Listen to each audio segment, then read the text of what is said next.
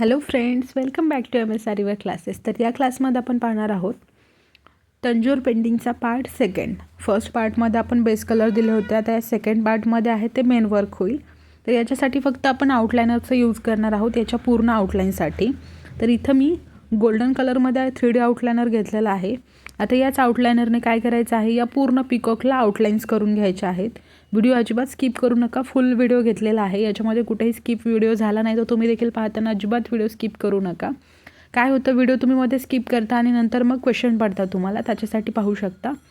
पूर्ण असा outliner use केला आहे, ब्रशचा वापर केलेला नाही याच्यासाठी अजिबात. आता या आउटलाइनरनं जितकं काही आपण पेंट केलेलं आहे किंवा मार्किंग करून घेतली होती ते सगळ्याच मार्किंगवरती आता आउटलाइनरचा यूज करायचा आहे. फुल याच्यामध्ये पाहू शकता तुम्ही.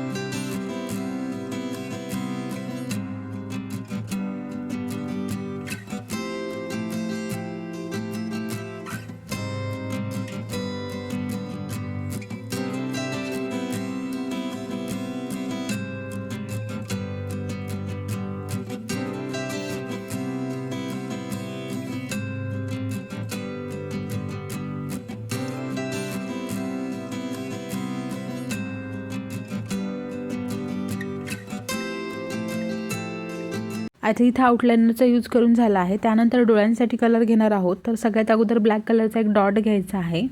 डॉट थोडासा मोठा घ्या तुम्ही घेताना, म्हणजे तो व्यवस्थित शेप दिसेल. आणि या ब्लॅक कलरच्या आतमध्ये व्हाईट कलरचा डॉट, त्याचबरोबर साईडने गोल्डन कलरचा आउटलाइनर, हे सगळं काही आपण यूज करणार आहोत.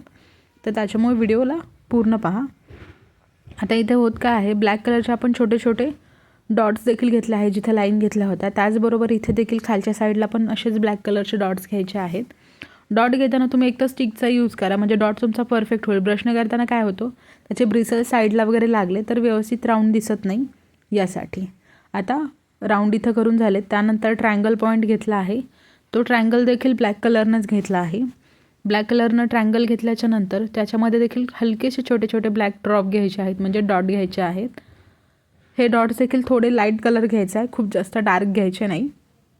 आता याच्यामध्ये ब्लॅक कलरनंच आउटलाईन देखील करायची आहे जिथं आपण आउटलाइनरचा यूज झाला. आता हे तुम्ही आउटलाइनर ड्राय झाल्यानंतर देखील करू शकता, बट आपण क्लासमध्ये घेतलं होतं स्टुडंटसोबत, त्याच्यामुळे मी इथं डायरेक्टली दाखवत आहे.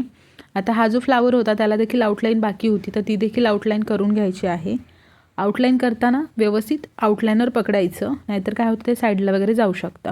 आता इथे आतमध्ये एक ड्रॉप शेपचा स्टोन जसा असतो आपला ब्लॅक कलरमध्ये, त्या स्टोनचा शेप घेतला आहे. एक ड्रॉप शेपचा स्टोन इथं रेडी झाला. आता हा स्टोन रेडी झाल्याच्या नंतर जे आपण इकडे साईडला ऑरेंज कलर घेतला होता, त्या ऑरेंज कलरमध्ये गोल्डन कलरनं अशा आडव्या लाईन्स घ्यायच्या आहेत. आउटलाइनर नाही, हे गोल्डन कलर आहे जो आपण ज्वेलरीसाठी वगैरे यूज करतो, त्यानेच या आडव्या लाईन्स होत आहेत.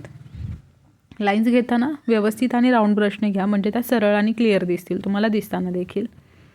आता या लाईन्स करून झाल्या. त्याचबरोबर आतमध्ये इथे छोटे छोटे लीफ देखील होते, जे मी तुम्हाला प्रिंटमध्ये दाखवले होते अगोदरच्या.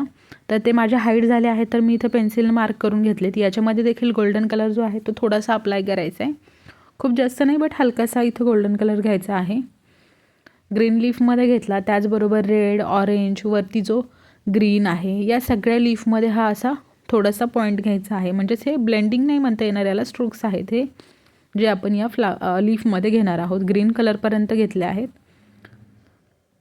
त्याचबरोबर आतमध्ये देखील राऊंड्स घेतले आहेत आणि आता इथे जे आपण लाईनिंग घेतल्या होत्या त्याच्या खाली असे सरळ सरळ छोटे छोटे ड्रॉप म्हणा किंवा लाईन्स बोला, जे आपण गोल्डन कलरमध्ये घेणार आहोत.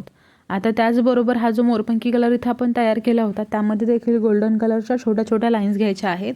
खूप जास्त मोठ्या नाही साईजला, अगदी छोट्याशा घ्यायच्यात आणि वन टाईमच यूज करायचं, म्हणजे डबल डबल त्याच्यावर ब्लेंड नाही करायचं. एकदा घेतली लाईन्स तेवढीच आपण कंटिन्यू करणार आहोत. तर अशा पद्धतीमध्ये आपलं हे जे तंजोर पेंटिंग आहे ते होत आहे. आता मी जसं तुम्हाला स्टार्टिंगला सांगितलं की डोळ्याच्या साईडनं देखील आपण गोल्डन कलर घेणार आहोत. गोल्डन कलर घेतला. आता गोल्डन कलरनं आउटलाईन घेतल्यानंतर त्याच्यामध्ये हलकंसं एक छोटा व्हाईट कलरचा ड्रॉप देखील घ्यायचा आहे. ड्रॉप घेताना तुम्ही एक तर स्टिकचा यूज करा. आता इथे मी ब्रशच्या बॅक साईडनं यूज करत आहे. तर हा व्हिडिओ तुम्हाला कसा वाटला आहे नक्की कमेंट करून सांगा. जर तुम्हाला क्लासेस जॉईन करायचे असेल तर वर दिलेल्या नंबरवर कॉन्टॅक्ट करा. हा व्हिडिओ आवडला असेल लाईक करा, शेअर करा आणि सबस्क्राईब देखील चॅनलला करा. चला तर मग भेटूया अशाच एका नवीन व्हिडिओमध्ये. बाय.